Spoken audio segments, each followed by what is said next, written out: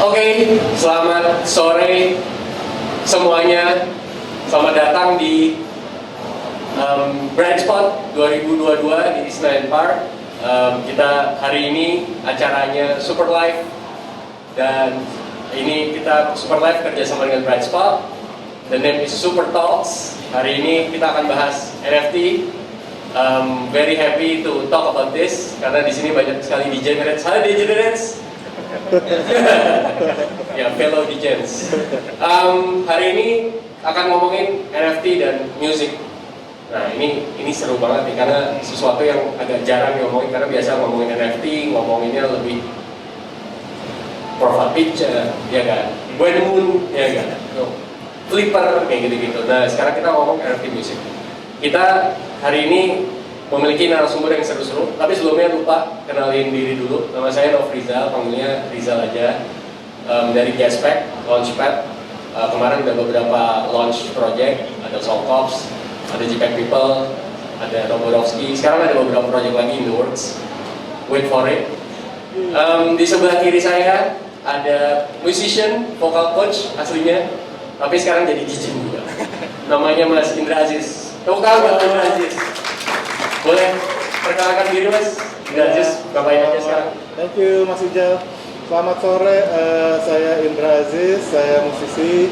Sampai sekarang masih jadi musisi, tapi baru-baru ini mengenal NFT dan ingin punya misi untuk membawa NFT ke kalangan musik dan kalangan musik ke NFT. Keren, tepuk tangan lagi buat Mas Indra Aziz. Mas Indra Aziz karyanya sekarang apa? Boleh di-share? Thank you. Sekarang lagi jalan ada Musical Jackals, itu adalah serial NFT di Tezos, jumlahnya ada 333 items, dan saat ini udah 70% sold. Jadi 70%, 30% lagi. 30% lagi. Yang belum. Oke, itu tadi Mas Indra Aziz, musician, sekarang turns into NFT apa ya, dev, ya kan? Yang sebelah sana ada dua orang, itu dari Soilets. Silakan perkenalkan Mas Catra dan Mas Oxymoron. Kita tepuk tangan dulu buat mereka. Halo Mas, kenalkan. Halo semua, nama gue Catra, gue dari Soilets. Di sini nama Oxymoron juga. Kita project NFT One per One yang currently baru selesai di Gen 1 ya. Gen 1 kita baru 50 edition dan di Desember kemarin. Jadi currently kita lagi siapin buat Gen 2. Stay tune aja. Itu sih. Dan kita dari namanya sendiri udah tahu ya, Soilets itu mungkin langsung identik dengan toilet. Benar, kita bikin NFT toilet, tapi kita mencoba our main value is collaboration between visual and audio.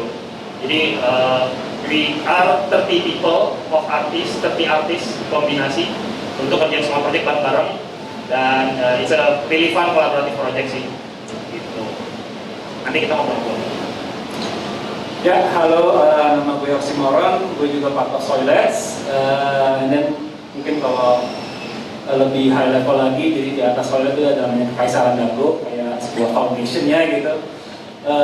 Salah satu produknya yang dikeluarkan oleh Kekaisaran Dago adalah Soilets. Jadi ya, rest udah dijelasin sama Catra. Dan gue tau mungkin lebih detail buat itu. Tepuk tangan buat Soilets. Soilets itu terkenal kalau launching belum launching udah habis. Jadi kalau mau dapetin, kalian harus mantengin ya. Oke, thank you Mas Indra, thank you teman-teman Soilet. So, let's talk about NFT and music. Gua mau masuk ke pertanyaan dasar dulu sebelum masuk ke NFT and music. Emang apa yang membuat menurut kalian dari sifat NFT itu sendiri yang cocok diterapin di musik? Yes, nomor satu, community. Oh, Jadi gue jujur aja, pertama kali masuk ke NFT, belajar ke NFT, gue pikir wah ini bisa jadi tempat cari duit baru nih ya kan. Ternyata enggak. Yang gue dapetin tuh bukan duitnya, tapi community-nya. oh, Iya, dan itu buat gue, wah ini bener-bener gokil. Jadi itu nomor satu sih. Yang kedua, kalau kita mau masalah teknis, tentu smart contract dan decentralized itu buat musik adalah sesuatu yang diidam-idamkan banget, yang menurut gue ideal banget buat kehidupan musik di masa depan. Jadi gue percaya kalau digital musik harusnya hidupnya di decentralized blockchain. Gitu. digital music harusnya hidupnya di decentralized blockchain. Oke, I'll come to that later. Kalau dari lo gimana kalian? Kenapa NFT itu bisa dikaitin sama musik? Dari gua tadi mungkin jelas community ya, community mungkin teman-teman di Jun juga udah tahu lah ya. Gua juga di satu sisi gua kreator, tapi juga jadi legend juga. Tapi yang gua lihat dari sisi teknologinya sendiri blockchain sebenarnya dua sih yang paling utama banget yang membuat kenapa ini works di art world in terms of visual maupun juga audio gitu ya. Itu dua, satu ownership sama scarcity. Nah, ownership itu sendiri itu yang membuat kenapa bisa sangat kuat di dalam dunia art ataupun di visual, audio, art visual ataupun audio ya, karena di situ kita bisa melihat karya ini punya siapa dan perpindahan tangannya pun terlihat secara transparan.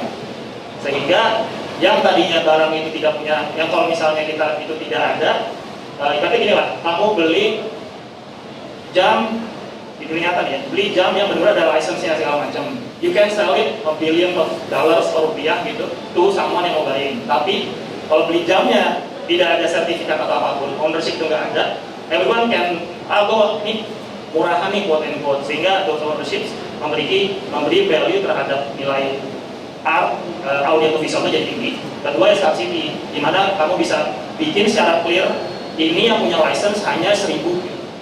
Nah, gimana kalau dalam kondisi art digital ataupun art real life itu ibaratnya gini. Mungkin ini analogi sering dipakai ya, kalau juga kayak Mona Lisa lah. Lukisan, kenapa Mona Lisa itu very high value art?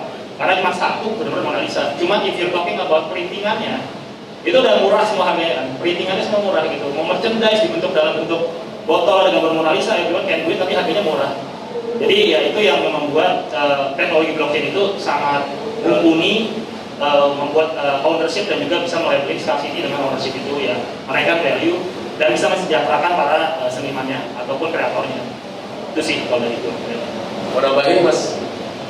Ya mungkin tadi kalau Chandra ngomongin tentang kesejahteraan, ya mungkin yang sangat erat kaitannya yang lagi rame setahun ke belakang ya tentang royalti lah, yang tidak bisa dibilang tidak akan putus gitu ya selama udah ditaruh di smart contract dan udah desain gitu. Nah itu sih hal yang mungkin ya bisa menjadi sebuah salah satu problem solving lah di Indonesia terutama.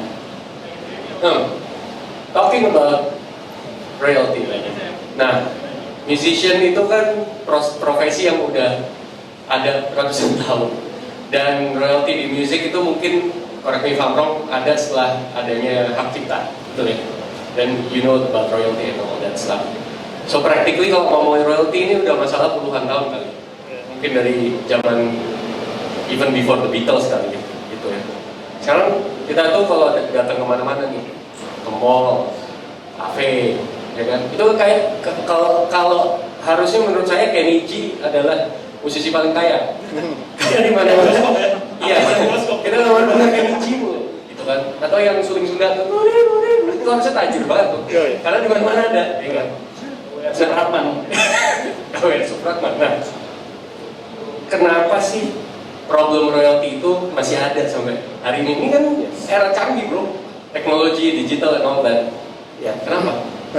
Oke, jadi yang pertama sih kita metode collect royalty itu agak semi nggak jelas. Jadi sekarang ini beberapa bulan terakhir itu lagi rame banget, lagi naik lagi. Karena di Indonesia sendiri untuk memungut royalti dari user artinya restoran, mall, itu ada satu lembaga yang kita sebut sebagai LMK, Lembaga Manajemen Kolektif, ya kan? Nah kemudian ada lagi LMK itu nggak cuma satu, ada beberapa. Yang kemudian ada LMKN, Lembaga Manajemen Kolektif Nasional, yang harusnya membawahi mereka semua.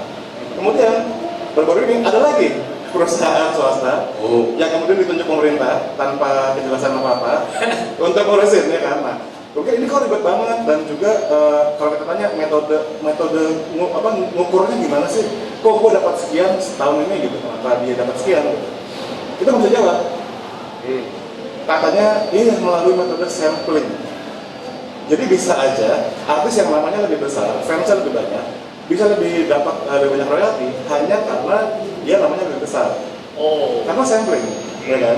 Yang kedua, ketika musisi tidak mendaftarkan karyanya ke LMK itu, maka royalti yang terkumpul dari lagunya dia itu tidak bisa diserahkan ke dia karena dia tidak terdaftar.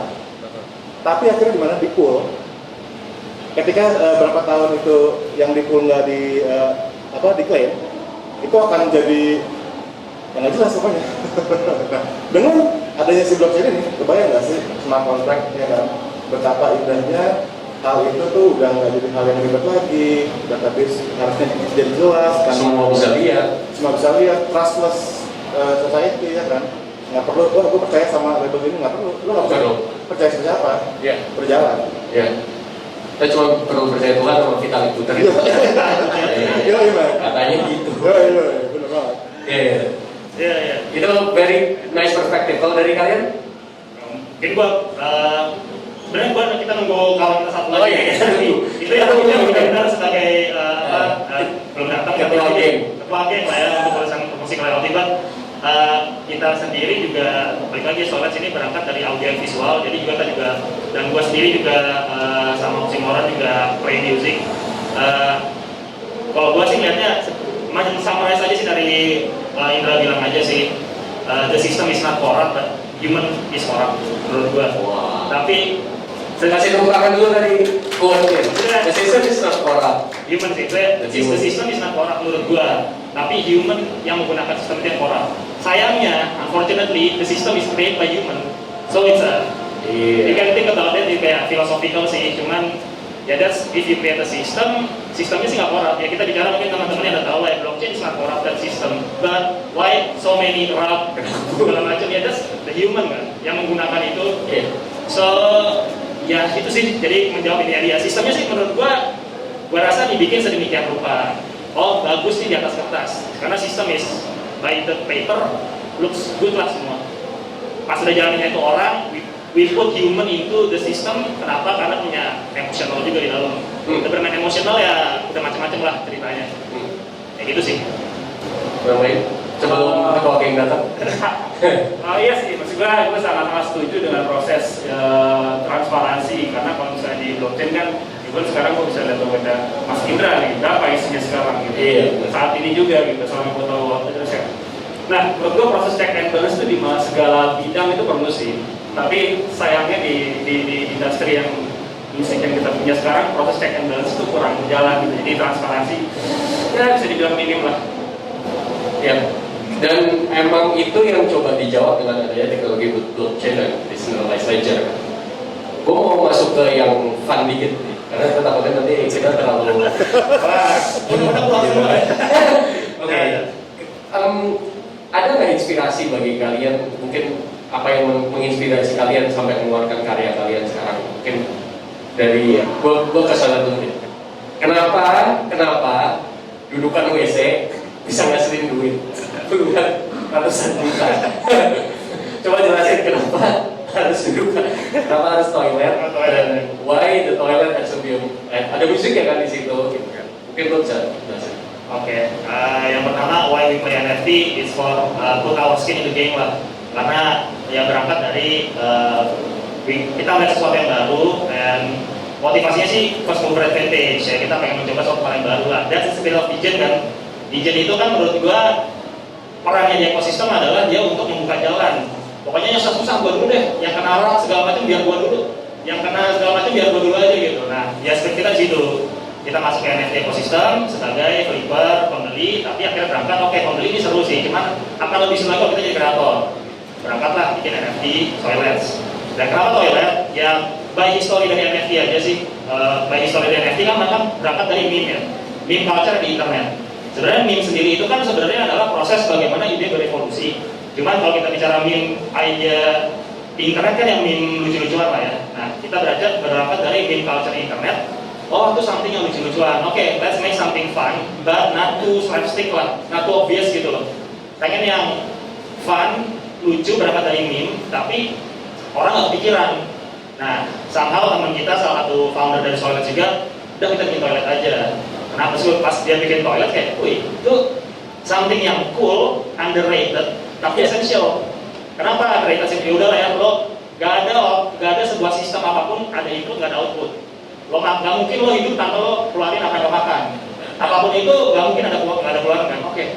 Anjing bener juga nih, sorry ngomong kalau masih. Anjing bener juga nih. Maksudnya kayak, oh iya, sayangnya kita selalu memikirkan kayak, oke, what should we wear, mobil apa yang kita beli biar bagus, ya pokoknya yang di depan-depan, not really essential, tapi dudukan WC nggak pernah kita pikirin. Padahal itu tempat kita mengenal diri kita sendiri kan. Maksudnya kayak once lo private lo, di semua tempat di dunia bisa pasang CCTV, cuma toilet doang nggak bisa pasang CCTV. That's where the place you identify yourself lah. Lo sendiri sama diri lo berpikir di toilet. Dan saat kita melihat satu toilet yang bagus, banyak kan di Jepang atau di Lotte Avenue, itu lo langsung kayak anjing ini toilet keren banget. Dan itu hanya very scarce kan, scarce banget lo bicara toilet, tapi ya itu orang yang nggak kepikiran. Dan kita mencoba mengangkat hal-hal yang orang nggak kepikiran tapi essentials itu naik level lah. Contoh nih barang-barang ini konteks inspirasi juga ya, AC sama toilet sama tuh. You cannot live without AC, tapi kalau lihat the system or apa itu udah kayak obsolete banget, gitu-gitu aja. So if anyone interested to build NFT kali ya company, coba lo refurbish AC deh. Gua tertarik. Toilet. Ya akhirnya kita bikin karena ini relate sama NFT ya kita bikin digital artnya ya toilet. But that's the philosophy dan story behind-nya sih. Kayak gitu. And sekarang dengan lo launch Toilet kayak gitu, kenapa orang pada picking up? Apa yang membuat orang-orang itu pada loving your idea sampai easily sold out gitu? Ya, first and foremost ya harus produk lah ya, produk speaks itself lah gitu. Waktu itu belum benar-benar mikirin augment dan utility sebetulnya. Sedangkan kan tren sekarang harus seperti itu ya, biasanya gitu. Karena emang dari awal kita pikirin kayak produknya harus sophisticated banget. Dan tadi yang bilang Catra juga something quirky, something yang sedikit off gitu, tapi menarik. Gue rasa nomor satu produk sih. Dan yang kedua community sih, karena emang kita berangkat dari kawan-kawan yang kita kenal juga lah di dunia off chain ya, bukan di on chain doang gitu. Jadi ya lebih enak ngelakinnya juga. Dan ya waktu kita share awal-awal gitu emang somehow responnya positif gitu. Kayak wah apaan nih toilet ya, antara nge-mocking tapi juga kayak ya it's cool gitu loh, kayak anjing ada toilet apaan nih tapi kok cool juga ya, karena ya ini yang sebenarnya menjadi challenge juga buat kita, karena waktu kita mau bikin karya kita bikin pertama kan pakai mock-up toilet gitu lah ya, toilet kosong.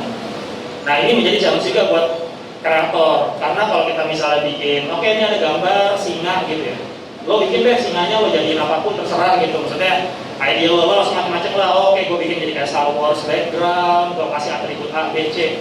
Cuman lo sekarang dikasih objek toilet, ya udah play with toilet deh, mau ngapain. Dan itu sehingga sekarang outputnya absurd banget, dan itu adalah kita melihat kreator pusing to their limit. Jadi kayak misalnya bikin wah gak ada batasan ya? Gak ada batasan, karena lo bicara kayak lo masuk atribut apa lah ya, Wolverine misalnya 3 gitu kan, apa cakarnya gitu, terus kayak pasang di mana kalau itu bentuk toilet gitu, dia bukan subjek makhluk hidup gitu. Nah itu yang menjadi ini sih, yang jadi challenge juga gitu. Tapi dan itu akhirnya menambah value, jadi work finishnya makin dapat, toilet tambah makin absurd lah yang jadi hasilnya. So every drop lo collaborate with different artists and different musician. Ya kolaborasi Oxymoron kalau to be clear gue lebih banyak di distribution partnership sama community. Kalau Oxymoron dia audio artis. Jadi memang satu karya kita kolaborasi sama visual sama audio. Visual ya. Visual gua. Jadi Dan audionya original audio atau Yes, itu Oke. bikin dari interpretasi dari respon dari yang ada gitu ya. Betul. Jadi temanya sih merespon visualnya. Merespon Audio, visualnya. Visual bukan sound. Cool. Kayak mau ke Om Indra. Siap. Ada 2 project ya? Iya. Jackals and Miano. Yes. Why Jackals? Why Miano? What's the inspiration? Yes.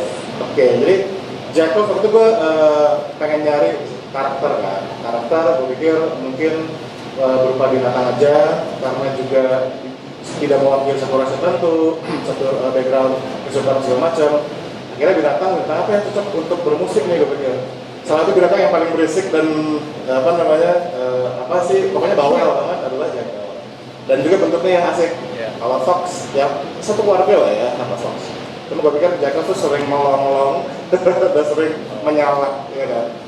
Karena itu gue spirit selalu kalau di YouTube gue juga, kalau di Vlogmas gue bilang bebaskan suaramu. Nah, Jackal itu part of that. Spiritnya adalah lo bebasin aja suara lo, gitu. Lo Itu hewan apa sih? terserah apa? Hewan mana? Jackals di Indo ada kan ya? Kayaknya nggak ada. Jackals itu bahasa Indonesia apa? Iya. Apa ya? Nggak tahu gue juga. Musang. Bukan. Iya, pokoknya sekeluarga sama rubah kali ya, rubah ya. Jadi itu intinya, ketika lo bisa membebaskan suara lo dalam diversity, tapi lewat musik. Makanya semuanya Jackalsnya dulunya warna macam-macam, alat musiknya juga macam-macam, dari yang musik tradisional kayak saxophone, trompet, sampai yang sampler, di situ gue masukin juga. Jadi harapan gue bisa nge-grab, bisa ngumpulin orang-orang yang memang spiritnya tuh sama kayak itu. Mereka pengen menyuarakan suara mereka, kebebasan bersuara gitu ya, sama lewat musik. Jadi harapan gue tuh ngumpulin mereka di sini. Makanya gue kadang-kadang suka cerewet kalau di Twitter, ayo kita ngolong-ngolong bersama. Jadi harapan gue gitu. Howling together. Howling together ya kan, itu mungkin jadi utility paling aneh ya. Iya. Howling together. Nah, kalau untuk Miano sendiri, gue banyak terinspirasi dari Solet sih terus terang. Karena Solet kan kayak tadi bilang dia benda nanti kan, tapi essential sebuah kehidupan kita gitu. Nah, Miano tuh dalam bermusik itu kayak semua komposisi, kalau komposer zaman dulu orkestra segala macam selalu start dari piano. Nah, ketika gue pengen bentuk piano sebagai NFT, aja lah ribet banget, ya kan? Udah gede, ada AKs, nggak mungkin. Akhirnya dimanify jadi sebuah mainan, piano mainan. So mini piano, sesimpel itu sebenarnya.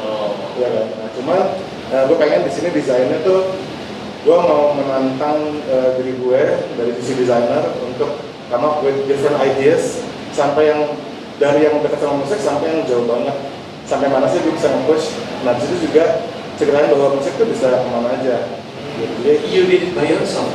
The illustration juga. yes, Miano ada berapa? sekarang baru 33. 33. Yang itu tadi 300. 333. Wow. So you did all the music as well. Yes. Sampai Discord sendiri juga. Sampai Discord sendiri. Discord sendiri. Wah gila itu. One man army. One man army. One man army. Jadi memang gue dari dulu banget itu zaman Yahoo Groups itu suka bikin community musik. Dulu ada warung musik, kita diskusi, kita debat, sampai debat kusir terus di musik di situ tuh Oh yang grup juga lu Bung Ali. apa? Di Mandita ya. Saya tahu nih. Oke. Ya pokoknya Yahoo Groups tuh zaman dulu ya. Nah jadi pas gue kayak NFT yang awalnya gue pengen cari duit, pengen cari cuan ya kan, gue nemu lebih gila lagi, yaitu ya teman kita tadi.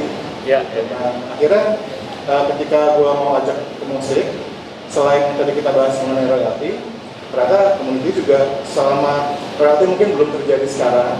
Yang sekarang bisa kita lakukan dengan NFT dari musik. Jaga community gitu. Exactly. Bangun community. Yes. Ya.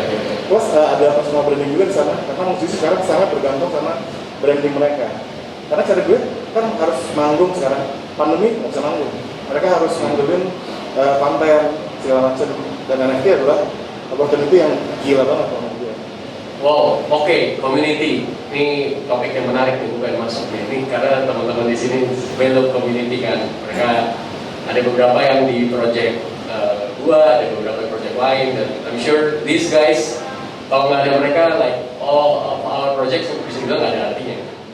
Pertanyaan gua, Indonesia ini dalam teknologi itu selalu ketinggalan ya, selalu ketinggalan ya, nggak pernah selalu yang terdepan. Nah, tapi somehow dilihat di NFT ini udah lumayan oke dari sisi apa, FOMO-nya, hype-nya. Ya, we can debate FOMO itu good or bad, tapi ada bagusnya juga kok. Jadi ada awareness kan, like Gozali did beberapa minggu lalu gitu kan. Ada yang udah cuan-cuan Gozali nih mukanya. Ya udah jadi, oh itu si Peter katanya udah cuan Gozali itu, mau beli mobil katanya dari Gozali. So community kita itu dibandingkan dengan luar itu seperti apa gitu? Apakah Indonesian project, local project, regardless itu music atau bukan, itu punya chance nggak sih untuk launch, especially for local community gitu? Karena sekarang, as you know, at least from my insight, community-nya like 80% itu harus global. If you want to make it gitu. Nah, Indonesian community sendiri gimana? And how to build it? Mungkin monggo. Mister Oxymoron. Apa ya? Gua sebenarnya di dunia blockchain itu kayak kita nggak bisa lagi ngomong lokal, regional. Menurut gue itu udah satu dunia aja gitu loh. Dan apalagi kita di tahap awal banget gitu, dimana kita mau mengimplement ini ke dalam segi kehidupan yang lebih dalam lagi gitu. Menurut gue somehow mungkin agak sedikit nggak relevan buat gue ya, untuk kenapa kita harus membedakan lokal geografis internasional gitu, karena di situ sebenarnya udah nggak ada lagi sekat-sekat kayak gitu sih. That's my personal opinion. That's my personal opinion. Ya. Mungkin yang lain. Mungkin jadi kalau ya udah dari awal ya sudah, it's the same gitu ya, it's all the same. Mau lo Indonesia, mau lo US, it's all the same. Kalau dari gue tadi, karena gue menarik sih kata-kata yang Alwi gonna make it lah ya, Wakmi or atau definisi gonna make it itu tiap orang beda-beda juga sih menurut gue ya. But dengan blockchain ini, kalau Chris Dixon salah satu blockchain ini juga lah ya, kita sesepuh lah ya. Ada artikelnya keren banget, 1,000 true friends. Basically, ya just find your 1,000 true friends aja, udah lo gonna make it. Dan itu mau global mau lokal, I think aman-aman aja. But kalau specific numbers, kalau kita bicara mampu gagal punya 10.000 jam, jadi true fans ya 1.000 true fans dengan NFT kan bisa lah ya. Lo kan Jackpot 323, and then I think the true fansnya mungkin I don't know 50% itu bagus banget mungkin. True fansnya benar-benar emang dia into di situ ya. Nah jadi finding the true fans that's supercharging the value dan juga community.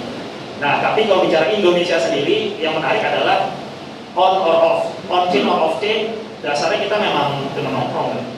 Maksudnya dari kecil aja udah punya nongkrong gitu, loh, bikin community, teman-teman nongkrong di warung, teman nongkrong di kantin, teman nongkrong di Starbucks, teman nongkrong di Paul sekarang atau di mana ya. That's basically our community. Kita berempat nih community, tukar-tukaran gambar, I think we can survive lah. Crash ekonomi kemarin juga kayaknya gitu deh.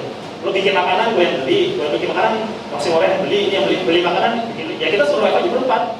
Mau crash market kayak apa, kita berempat survive. So basicnya kita sebagai Indonesia, tadi kalau bicara spesifik Indonesia, nature-nya mampu menongkrong, I think we can survive aja sih. So 1,000 true fans Indonesians or global gonna make it juga gitu sih. Yes, kalau pendapat gue itu melihatnya sekarang sih di Indonesia ya, itu belum. Jadi emang bener banget kalau emang project ini mau serius gede banget, nggak bisa sih cuman kayak targetin Indonesia doang. Tapi buat musisi yang sudah punya fanbase di Indonesia, dalam waktu nggak lama lagi, fansnya akan masuk, mau nggak mau mereka suka nggak suka akan masuk ke NFT. One day mereka mau nonton tiket, mesti NFT tiketnya, ya kan? Mereka udah nggak bisa ngambil lagi. So harapan gue, ketika fans ini masuk, musisi-musisi udah siap dan mereka bisa mengelola komunitas mereka. Contohnya gini, Cheryl Senavia itu ada Discord servernya. Dan di Discord tuh mereka ini banget aktif. Kita ngapain yuk? Kita bikin apa yuk? Gitu. Kebayang kalau itu sudah ada community, ada NFT dan utility-nya bisa dijalanin di sana. Gitu. Jadi mereka tuh akan sangat membuat sesuatu yang seru banget yang pasti. Nah tapi sekali lagi sekarang belum, karena gini, YouTube channel gue subscriber 1,7 juta. Tapi gue gede banget. Gitu. Cuman Jackals gue 300 biji belum laku semua. Iya kan? Jadi komunitasnya belum. Tapi akan segera. Dan gue udah harap banyak kolektornya ntar daripada kreatornya ntar. Amin. Ya. And how to build that? Kita juga lihat memang beberapa. Jadi not every artist yang gede itu dengan mudah bisa dapat community yang gede juga. Tapi banyak juga yang tidak terlalu gede, tapi they find the right niche, itu mereka bisa dapat. And actually apa sih buat mungkin yang nonton nanti ya teman-teman artis, musician gitu ya, yang mungkin mau masuk ke NFT, gimana langkah awalnya to get the first like 1,000 fans tadi? Kalau menurut gue, zaman sekarang musisi itu menurut gue nih ya, pendapat gue pribadi nggak bisa dipisahin sama konten. Nggak bisa. Ada banyak orang yang argue, lo musisi ya lo bikin musik lah. Tapi menurut gue nggak bisa kalau kita ngomong konteks marketing doang. Lo mesti bikin konten. Nah, ketika lo provide your fans dengan konten tuh nggak harus musik kalau menurut gue. Ketika kita bikin single, bikin album itu butuh effort gede banget, butuh waktu banyak banget, modal gede banget. Kayaknya lo nggak mungkin bikin single setiap minggu gitu. Tapi lo bisa share your journey setiap minggu through vlogs, through behind the scenes photos. Dan ketika lo punya NFT, lo bisa bikin berbagai hal itu menjadi di NFT-kan gitu loh, si konten tadi. Kalau lo konsisten begitu, orang-orang akan merasa apa ya, mereka tuh bisa ingin ngikutin kita dalam journey kita. Bukan cuma beli lagu doang. Ketika mereka merasa part of our journey, mereka akan setia ngikutin kita terus. Mas tadi gue cerita dikit tentang Punokawan. Punokawan tuh ada Tuan 13, ada Matermos, dan pokoknya mereka tuh berempat gitu ya, hip hop. Mereka keluarin single, judulnya Samadhi, dan mereka keluarin NFT, one NFT, yang punya utility berupa share 20% royalty dari seluruh itu yang mereka jualan. Walaupun secara teknis pelaksanaan masih web 2 ya, masih surat menyurat. Cuman dari situ tuh gue merasa sebagai gue pemiliknya by the way, gue merasa gue part of the single. Jadi gue pengen promoin ke semua orang, lo dengerin nih singlenya Punokawan yang Samadhi. Karena selain gue suka, gue dapet a piece of the reality kan. Kalau fans udah gede dan ini menjadi konteks yang lebih besar, kebayang nggak sih? Catra mau bikin album, kita crowdfunding, beli NFT-nya. Yang punya NFT-nya lo bisa lihat duit, private concert, lo bisa dapat royalty juga. Jadi sangat sukses sih. Dan konten penting banget. Konten. Yeah.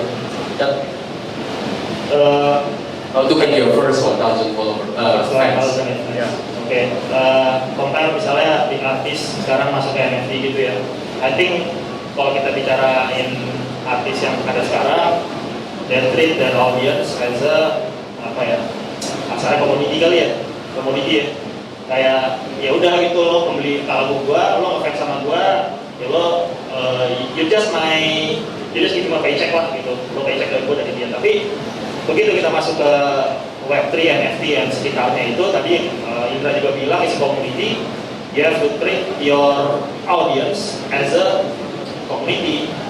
Jadi itu kayaknya mindset yang agak beda deh. Kalau misalnya lo bicara, oh di dunia nyata, gue jual karya, gue jual lagu, orang beli ya udah gitu, lo kayak beli, selesai gitu urusan gue. Sedangkan lo masuk ke Web3 atau NFT ini nggak bisa. Lo beli karya itu, si pembeli pun berharap ada what is it? What's in it for me? Di luar dari ekonomi kan ya. Coba ekonomi simple lah, lo klik smart contract sekian persen royalty secondary oke. Cuman ternyata setelah lo mungkin juga makin main kayak iya sih royalty is good lah kita dapat untuk secondary, ternyata enggak. Jadi pertama ya changing mindset untuk from commodity to relationship. Nah yang kedua scarcity juga. Scarcity itu menurut gue tadi balik ke yang pertanyaan pertama karena penting banget sih. Bagaimana lo kalau seorang artis di dunia nyata sebenarnya lo punya leverage lo ya brand itu yang nggak bisa di-copy sama sekali. Brand lo sebagai seorang artis itu ya nggak akan bisa di-copy siapapun lah. Brand yang Razi sama gue udah beda banget. Dan itu menurut gue tidak terrefleks sama jumlah follower. Karena intinya ya brand dia sama brand gue udah beda aja. Nah pintar-pintarnya lo menggunakan leverage brand lo itu dalam punya karya yang scarce. Nah itu sih yang penting ya, bikin scarce. Sama yang terakhir ya itu sih giving back ke community-nya. Tuh. Let's go. Nah, ini kepala sukunya udah dari ya. Waduh. Ngomong Mas Randi, langsung aja di sini. Oh boleh. Halo. Mic-nya. Mau nyanyi apa pakai keyboard? Bukan panjang. Mungkin tadi kita lagi ngobrol-ngobrol tentang community sih. Jadi Tadi masih ngomongin tentang gimana cara dapetin your first community kan. Lo semua dari Soilers. Mungkin lo mau nambahin dulu sih community. Lo yang handle community ya by the way? Lo Catra. Oh lo produk ya? Ya, dan finance. Ada yang finance. Jadi kalau mau audit atau apa, projection gitu-gitu. Apa ya, kalau saya gua sih lebih ke arah karena underlying dari NFT ya itu adalah community. Jadi gua sangat-sangat mengencourage untuk siapapun baik yang udah established ataupun non established untuk masuk ke dalam community itu. And then ya perkenalkan diri Anda seperti halnya Anda masuk ke dunia yang baru dengan layak, dengan sopan gitu kan, nggak cuma salsil doang. Ya beritahu ke orang kalau you are a true people, you are a true person gitu loh. You do this, and then journey-nya di-share tadi kata Mas Indra, dan harus engaging gitu, and then you launch the product, hopefully people will buy it. Cool. Gue pengen langsung Ran, lu boleh ceritain nggak pernah lu di di Soilers apa yang lo handle? And ya sekarang lo mau aja bisa. Oke, kalau saya lagi di Indonesia, gue sebenarnya awal-awal gue nyebut ke NFT juga sama gitu kan. Ini sebenarnya apa sih? Ini real gak sih gitu kan? Tapi setelah tiba-tiba kita nyebur gitu kan, akhirnya gue biasanya kayak gitu emang kalau nggak tahu apa-apa, mendingan gue nyebur dulu aja. Kalau kita tenggelam pun tenggelam bersama, kalau kata Batman, tenggelam dan tertawa bersama aja udah. Tapi begitu nyebur diajak project sama Soilers, dan gue di sini sebagai sound artist, kita berkolaborasi kan dari artwork dan musik, dan di situ gue ngerasain bahwa di area ini ternyata memang apa ya, penghargaan dan apresiasi seni itu tinggi banget gitu, dimana kita kan bikin Soilers pertama kali memang 6 second music gitu kan, 6 second audio visual gitu. Jadi begitu dibikin, di launch, terus dibuka beat dan lain-lain, tiba-tiba hasilnya mengejutkan, dan gue kayak pas ditransfer beneran ke wallet, my god, ini royalti gue 5 tahun nunggu dari Spotify gitu, yang kayak ini kebayar cuma dalam 1 hari gitu sama NFT gue yang oke men, berarti ini adalah pencerahan yang menurut gue kayak oke, this is the way gitu. Gue kayak ya udah, gue kayak langsung terpicu aja buat oke deh, ini kayaknya emang jalan gue deh, kayak emang this is the way gitu, kayak Mandalorian gitu ya. Iya, apalagi di sini juga akhirnya kita ketemu Mas Indra Aziz dari dulu, kayak sempat kontek-kontekan, pengen belajar vokal, nggak jadi, akhirnya belajar NFT. Jadi kayak banyak banget akhirnya ketemu community yang seniman-seniman yang selama ini sebenarnya udah main bareng, tapi kita melihat lukisannya di mana, cuma pas nanya harganya udah mampu atau gimana, tapi begitu masuk ke NFT, kok kita berasa juga bisa jadi kolektor muda ya, karena harga-harga ini kan baru misalnya terjangkau, jadi kita mulai belajar harga karya dengan mengkolek gitu kan. Jadi akhirnya ya udah terjadi sinergi, saling mengkolek, dan itu menurut gue yang apa ya, kayak priceless gitu. Kayak misalnya terakhir gue beli karyanya Rulis Nyawa gitu misalnya, gara-gara beli karyanya harganya sebenarnya 1 pesos gitu, waktu itu sekitar 80.000, tapi gara-gara kolek terus bisa jadi kenalan, ngobrol, terus teleponan 1 jam nyeritain filosofinya dia. Menurut gue kayak gini, kayaknya harga buat bisa konsul kayak gini dengan kolek karyanya segitu tuh menurut gue kayak ya gak akan kejadian di platform manapun gitu ya, dan ini ketemu di NFT kayak gitu. True, itu semua kita rasain ya. Mungkin dengan mudahnya kita bisa berkolaborasi dalam arti sebenarnya gitu ya, nggak cuma collab-ish doang, tapi benar-benar berkolaborasi, create karya dan create value gitu ya. Gue mau nanya lagi sama lo nih, tadi sudah sempat dibahas, tapi lo seberapa percaya, atau ya lo percaya apa enggak kalau NFT itu bisa change lives, terutama musician lives? You are a musician kan, yang udah dari dulu banget nih lo dan nyemplung gitu. Iya, gue percaya banget karena gue percaya sama orang-orang pelakunya sih sebenarnya. Jadi kayak maksudnya di sini kita bisa sampai getter hari ini pun ketemu Westwood dan lain-lain, dan kita sebenarnya orang-orang yang satu vibe dari dulu gitu loh. Tapi semakin hari semakin ketemu teknologi baru, semakin diketemui di satu titik yang ayo kita bareng nih di sini gitu loh. Jadi maksud gue kayak ini kayak jadi satu platform yang memang akhirnya kita orang-orang yang satu vibe yang mungkin mindset kapitalis itu udah nggak bisa works di sini gitu. Sedangkan kita kan dari dulu kerjanya memang pure pakai hati, pengen ngerjain melihat sesuatu dengan melihat artnya gitu kan. Bahkan kalau misalnya gue ngeliat teman-teman gue yang main trading, main crypto dan lain-lain, mereka tuh fokus ke duit.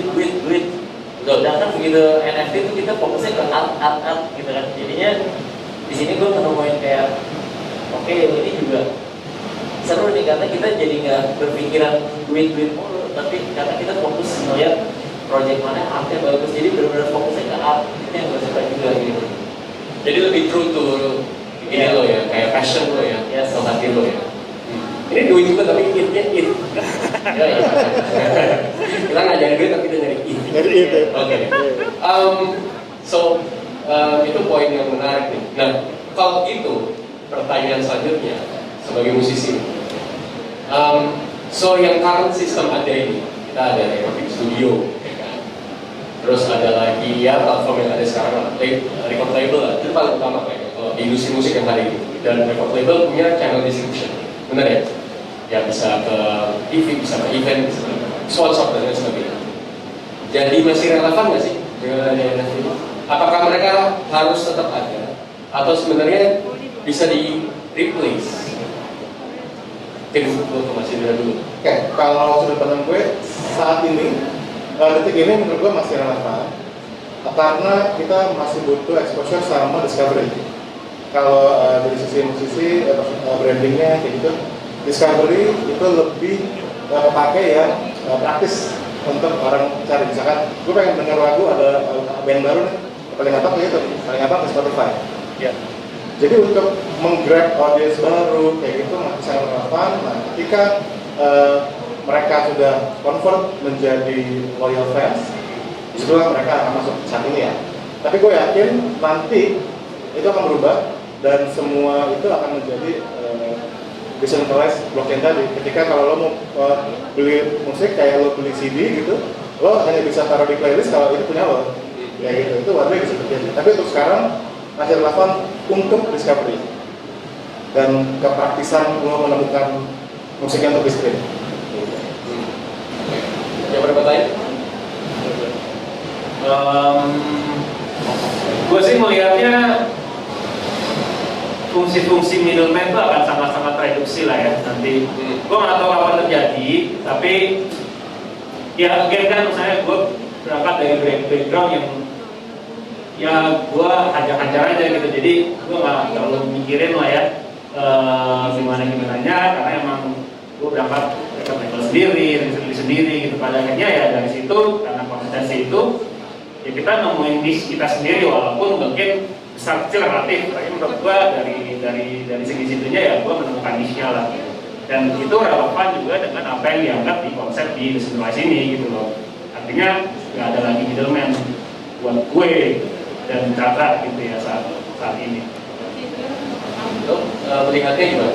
Apakah ekosistem yang tradisional ini dengan yang baru ini, dengan adanya blockchain bisa saling berdampingan atau ini akan simply replace saja?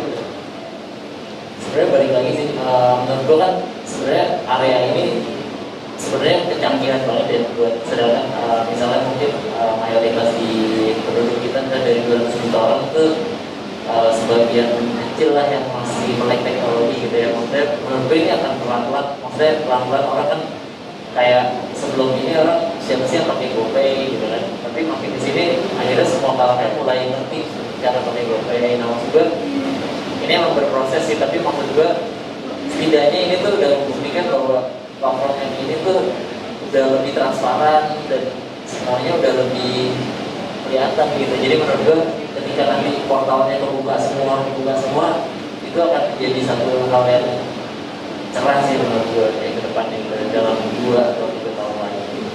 Nah, ngomongin portal, as of now yang menghalangi musician untuk benar-benar bisa dapat exposure gede kalau pure blockchain itu apa? Kan gue mungkin lihat beberapa kayak siapa? Belau yang Belau ya. yang udah cukup make it lah di NFT. Kan ujung-ujungnya their music masih bisa di play di Spotify, di YouTube, di tempat-tempat platform digital lain kan. Nah, gimana sih tuh nge-bridge-nya tuh? Kan mereka rilis musik di NFT, blockchain base ini, NFT base gitu, misalnya 1000 gitu ya. Tapi di play-nya di Spotify, kan nggak nyambung nih platform. Apa sih harusnya gimana? Kedepan akan gimana? Apakah ada Spotify versi blockchain?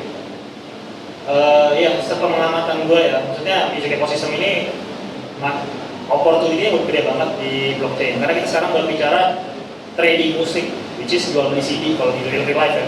Lo bikin musik, jual, orang beli, that's it. Saat ini masih segitu aja. Cuman in the on-chain side, itu tadi benar kata lo, kalau misalnya lagu gue dengerin, let's say lagunya gue download, gue dengerin itu, that's belum ada bridging-nya kan, belum ada Spotify, Web3 Spotify yang bisa dipasang di mana-mana, dan misalnya pembeli dipasang di kafe, dipasang di mana, dan itu terrecord on-chain, itu belum ada. So that's an opportunity, satu.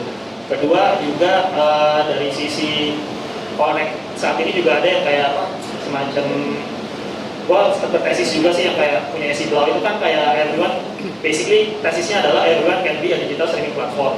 Gua beli lagunya Randy, gua pasang di tempat gua as a PFP misalnya, as a PFP or kayak MySpace dulu, gua pasang dan yang denger lagunya Randy di tempat gua dapat royalty yang namanya Spotify kan. Nah, that's also another opportunity yang belum ketambang. Terus dari sisi publisher, kalau ekosistem musik kan supply chain-nya ya ada publisher, ada pemusiknya sendiri, publisher, segala macam. Nah itu ranah-ranah itu belum di on-chain kan sih saat ini. Jadi dan udah mulai ada banyak yang kesana.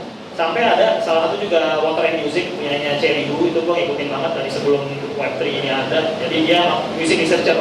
Jadi sebenarnya musik ini kan industrinya sama kayak Nathan industri ya. Ada akademisi, ada media, ada investor, ada pembuat musik, ada penikmat musik, antusias gitu. Cuman bedanya gue lihat di musik ini gue gak kebayang kalau ini di flippingin mainnya gitu loh. Karena musik itu pure apa ya, agak kena sini gitu loh, mainnya di dalam hati gitu gak sih. Lo beli musik karena emang lo kayak itu ya, terus kayak gak segampang itu gue mau jual gitu. Gitu. Betul, kayak ya lo inget lah di era MySpace dulu, lo beli musik, lo pajang yang ada di MySpace itu untuk lo flexing, benar-benar nih ngambangin diri gue. Compare sama PFP, lo very personal gitu loh. Jadi gue gak kebayang, dan ini menarik sih ya, ini tesis juga sih, maybe it's more sustain than another PFP project.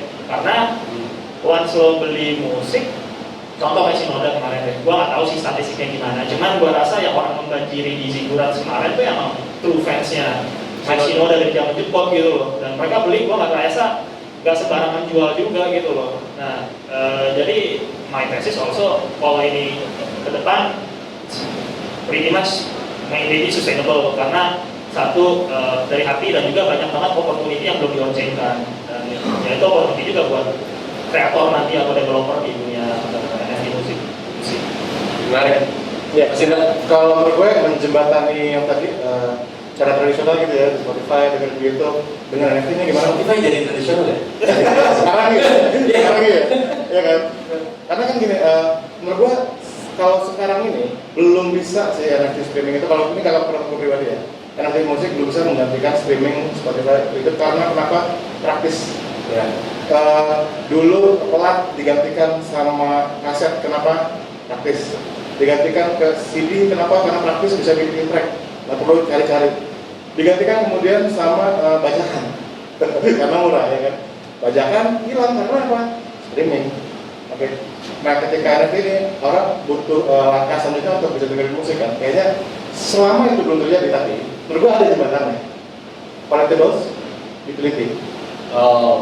Itu sesuatu yang bayangin, misalnya lu beli lagu lu orang kan, radio edit, oke.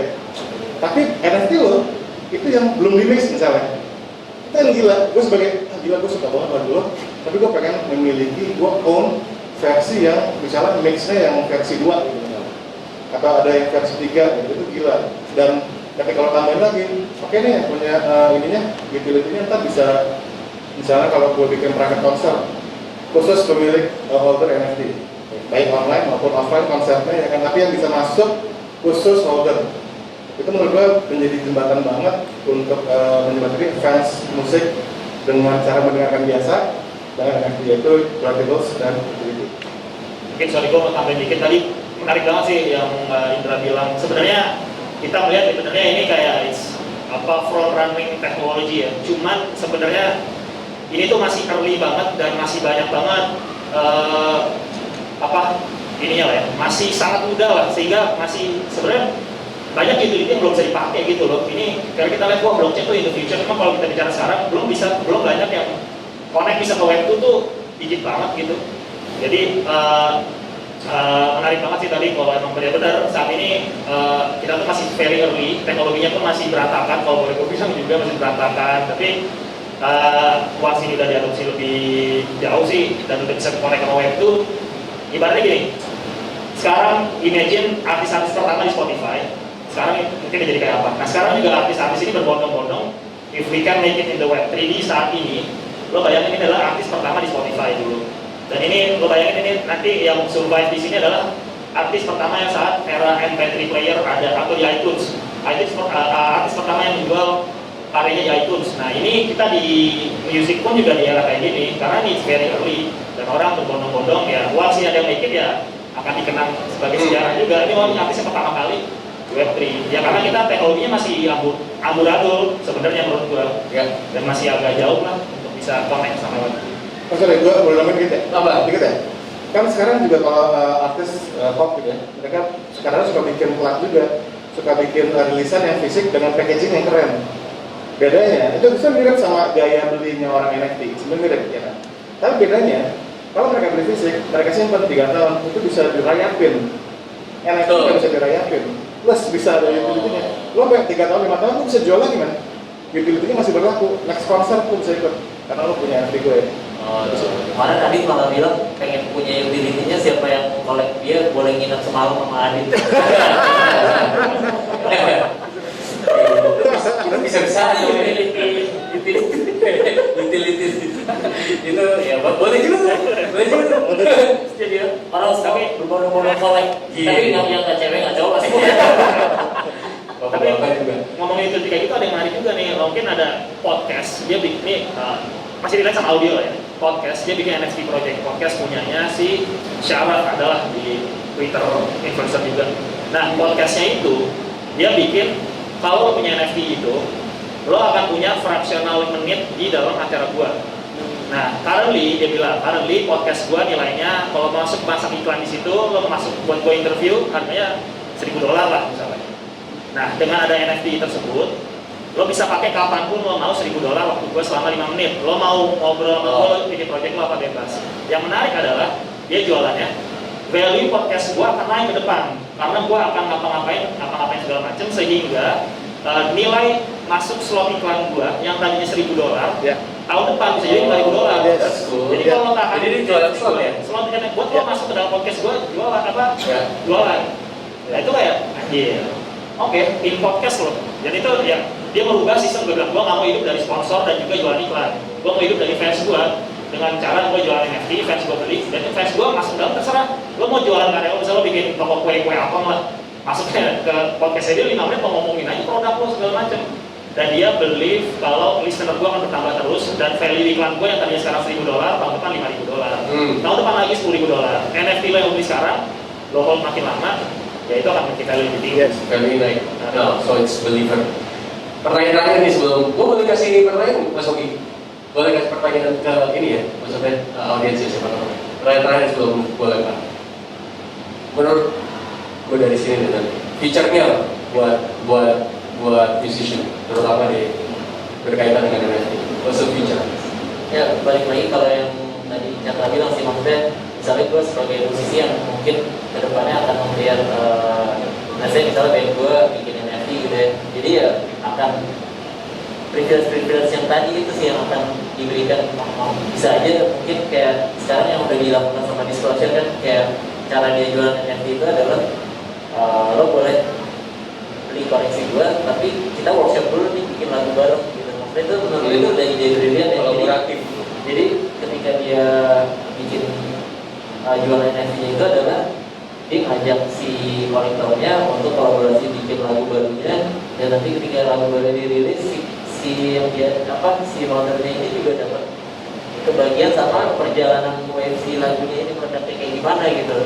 Jadi menurut gue itu juga salah satu ide yang dia saya buat diterapin gitu, karena utility kayak gitu kedepannya akan bisa berkembang macam-macam lagi gitu. True. Mas Indra? Yes, reality ya pasti. Tapi akan dapat perlawanan. Ya salah satu ya mungkin ini jadi salah satu platform perlawanan royalti terhadap saya gitu ya. Masa royalti 57.000 tinggal 57.000 itu berapa play Ran? dari 2018 sampai 2021 your band ya? Iya, ya ini Total berapa play itu? monthly listener gue tuh 22M. Terus pas lihat laporannya gitu dari mami yang gak mami itu 50 satu Texas satu Texas Sampai Texas lagi turun. Texas sih lagi batuk. ya gue kayak langsung kayak selama ini gue ngapain gitu ya, sedih ya. Jadi ya udah ngeliat NFT ini gue kayak ya udahlah, yang itu udah gue udah amat gitu. Bahkan kemarin waktu di Mas Yofi juga sempat ngomong, Mas Yofi bahkan 900 juta kan. Terus dia juga ngomong yang saya dapatkan adalah cinta dan kasih. Jadi ya udahlah, wah kayak emang mungkin bisnis gue gitu ya, kayak kalau misalnya kita bisa thinking sesuatu yang menjanjikan, dan ya udah kita thinking yang bener aja di sini 3, 2 atau 5 tahun lagi menurut gue ya well gonna make it. Udah pada Wami yang nggak Wami yang Wami. Gue gak Ini streaming nggak? Ya mungkin orang Waminya. Kalau gue jadinya sih mau yang ngirim. Mendingan kasih coklat ya? Iya, kemudian kirimin apa kan nasi goreng, kemudian kirimin parcel sekali. Mendingan ya Allah, ini udah level Itu udah bentuk cash apa kayak di ini transfer? lagu-lagunya gue udah yang pasca pelangi ini yang maksudnya udah pop hitsnya gitu loh. Iya, tapi lagu top Segitu aja udah di Indonesia ya. Maksudnya gue langsung kayak kebayang, aduh ini gimana yang baru mulai gitu kan. Maksudnya kayak ya udahlah, kayak kalau emang ada kesempatan memulai di yang ini, ya udah kita switching ke sini aja sekalian gitu. Apalagi buat band baru, musisi baru, udah ada platform yang baru, kenapa kita nggak try langsung ke yang sini aja gitu. Kita udah kelihatan gitu kan yang walletnya tebel.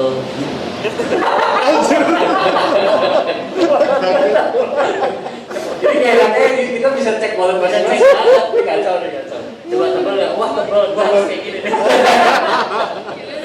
Tapi keberadaan kayak Randy gitu, kayak musisi-musisi lain, gue bukannya mereka cuma masuk supaya fans-fansnya mereka ikut masuk jadi kolektor. Ini tuh man.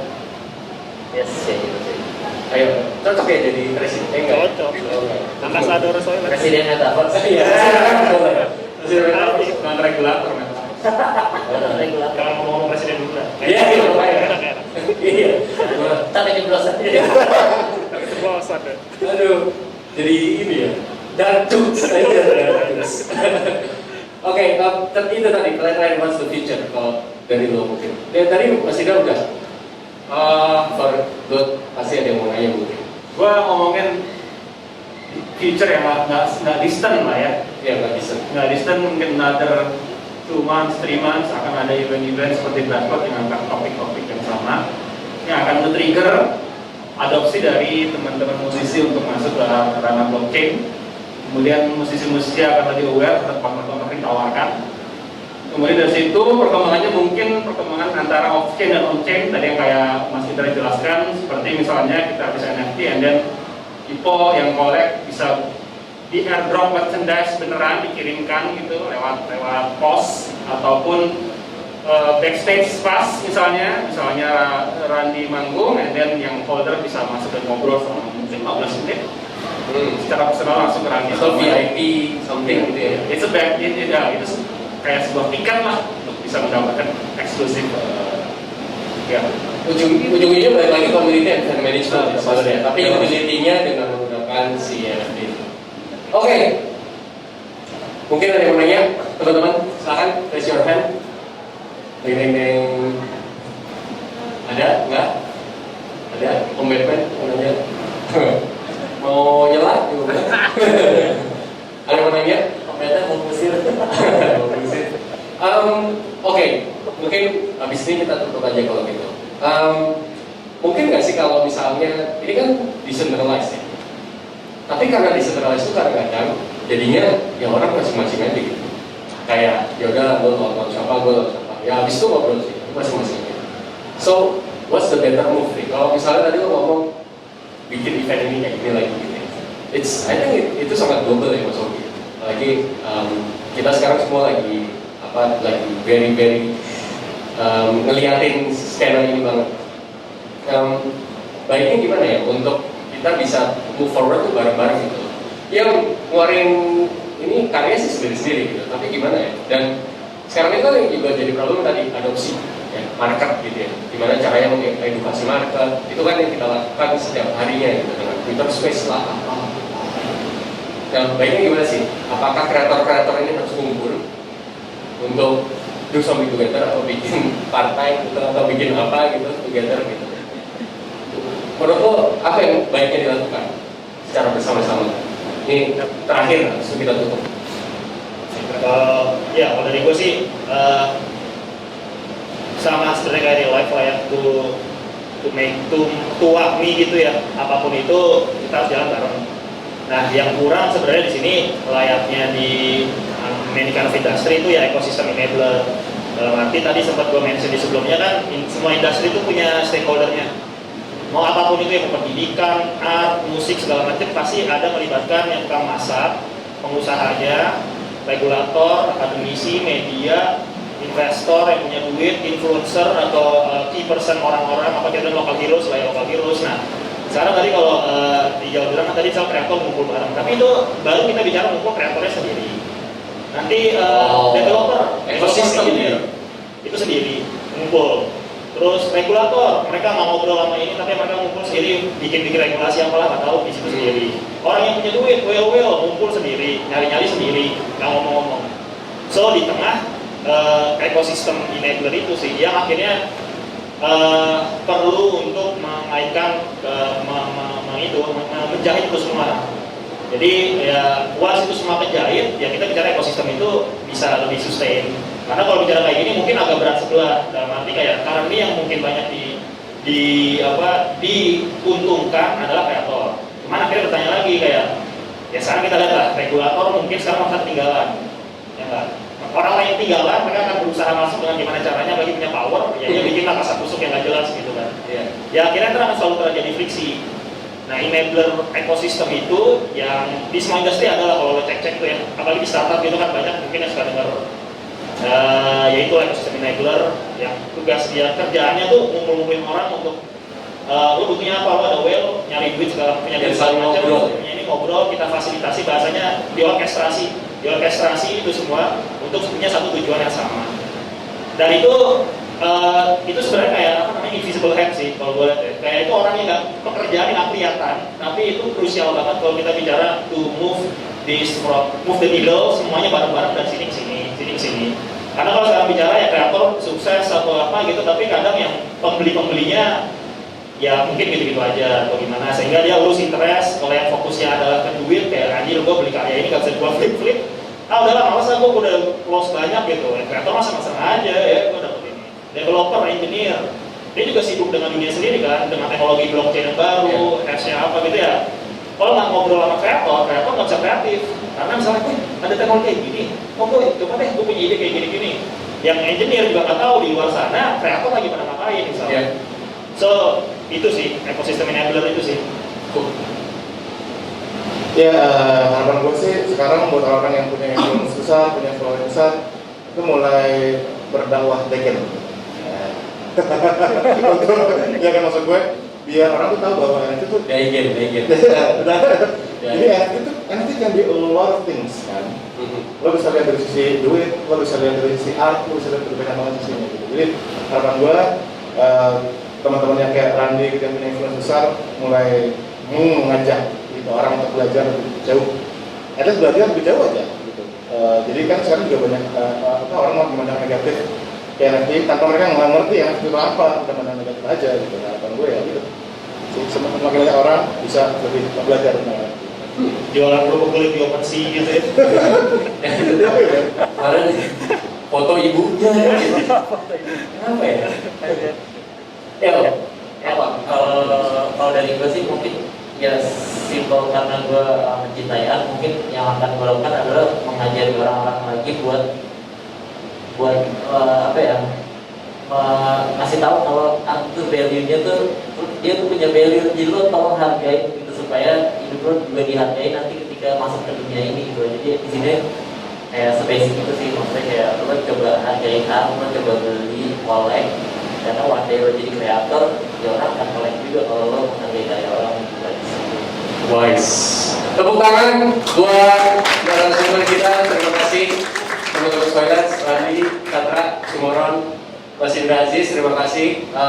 Ini harusnya pembicaraan ini nggak boleh cuma sekali dua kali, tapi mungkin nextnya kita bisa tadi move the needle ya, naik level lagi. Mungkin banyak ekosistem builder juga yang bisa masuk gitu ya. Gue sendiri juga missionnya sama, jadi kayaknya memang ini kita bisa bikin lagi nih Mas Bogi, ya kan? Nanti. Terima kasih buat Super Live, terima kasih buat Bright Spot udah ngasih platform yang keren banget buat kita semua. Teman-teman di Generates, Fellow Audience, jangan lupa koleksi karya-karya mereka dan karya-karya gue nanti juga. Kita saling support aja, intinya kita harus saling support dan saling menghargai karya semua. Terima kasih, selamat sore, sampai ketemu lagi di Super Talk selanjutnya.